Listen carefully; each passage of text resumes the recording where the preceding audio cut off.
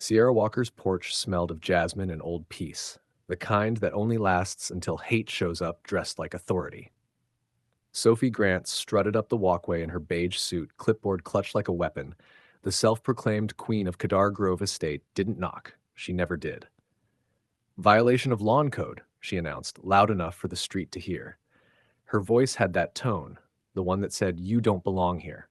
Sierra, frail but proud, stepped outside, clutching her cane. "My lawn's fine," she said softly. Sophie smirked. "Maybe in your neighborhood."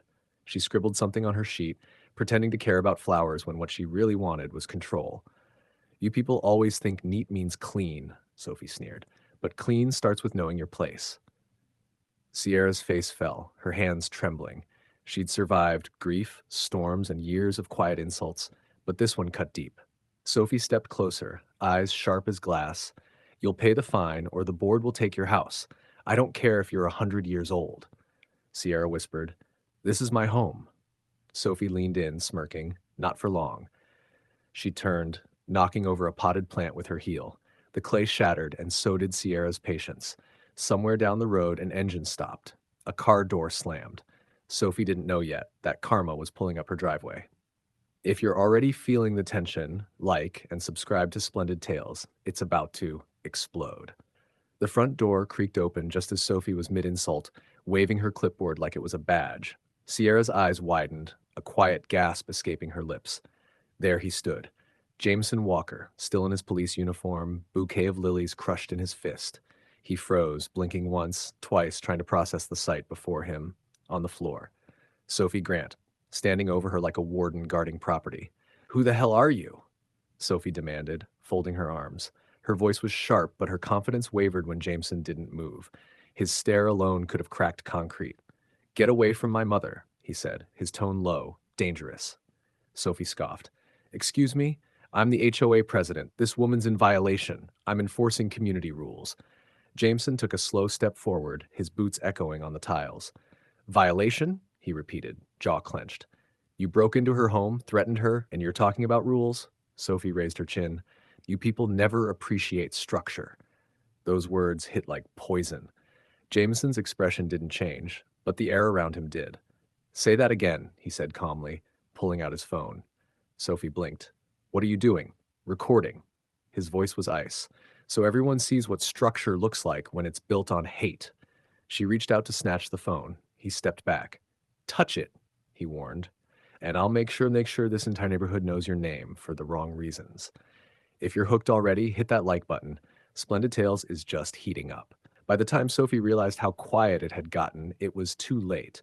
Neighbors peeked through curtains, phones out, recording every word. Jameson's camera light was on now, steady as his glare. "This is harassment," Sophie barked, trying to snatch authority from thin air. "You can't film me without my consent." Jameson chuckled, low and deadly. "Ma'am, you kicked my mother. You forfeited your right to privacy the second your heel met her leg."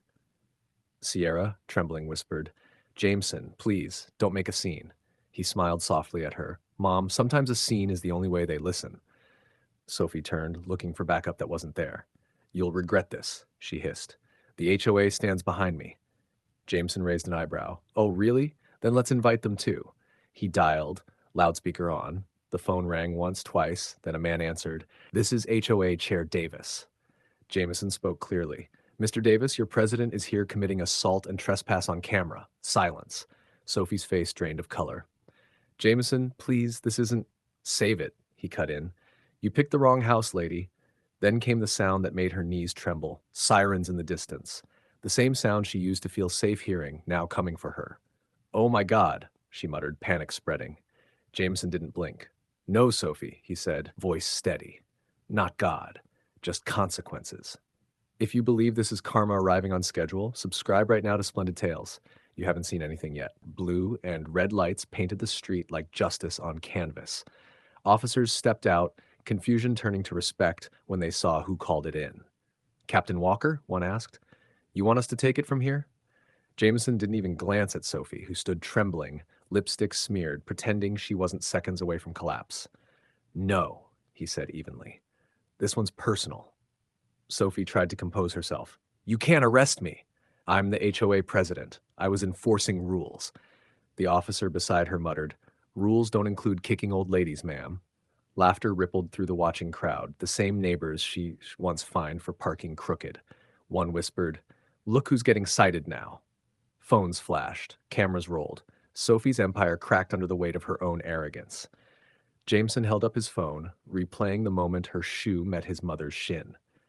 "Context enough for you?" he asked. Her mouth opened, but no sound came. "You're under arrest for assault, harassment, and unlawful entry," he said, his tone calm, sharp as a blade. The handcuffs clicked, echoing down Alder Lane like poetry. Sierra stood by the doorway, tears mixing with relief. Jameson turned to her and smiled. "She won't bother you again." As the car door shut behind Sophie, her reflection in the window showed the truth. Power gone, pride shattered. Jameson looked at the neighbors and said quietly, "That's how you deal with hate." If this story shook you, share it with your loved ones and tell us where you're watching from. Splendid Tales loves to see how far justice travels.